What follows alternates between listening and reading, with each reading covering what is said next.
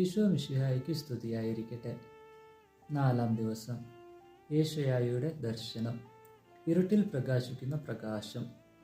യേശയ്യാ 9:2 കൂരിരുട്ടിലുള്ളവർക്ക് വലിയ വെളിച്ചം വരുന്നതിനെ കുറിച്ച് പ്രവാചകൻ പറയുന്നു. ഈ വെളിച്ചമാണ് യേശുവിലൂടെ വരുന്ന പ്രത്യാശ.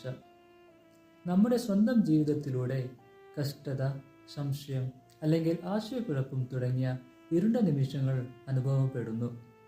എന്നാൽ നമ്മുടെ അന്ധകാരത്തിലും യേശുവിന്റെ വെളിച്ചം പ്രകാശിക്കുന്നുണ്ടെന്ന് ആഗമനകാലം നമ്മെ ഓർമ്മിപ്പിക്കുന്നു. നമുക്ക് പ്രത്യാശ നൽകുകയും സത്യം വെളിപ്പെടുത്തുകയും സമാധാനത്തിലേക്ക് നയിക്കുകയും ചെയ്യുന്ന വെളിച്ചമാണിത്.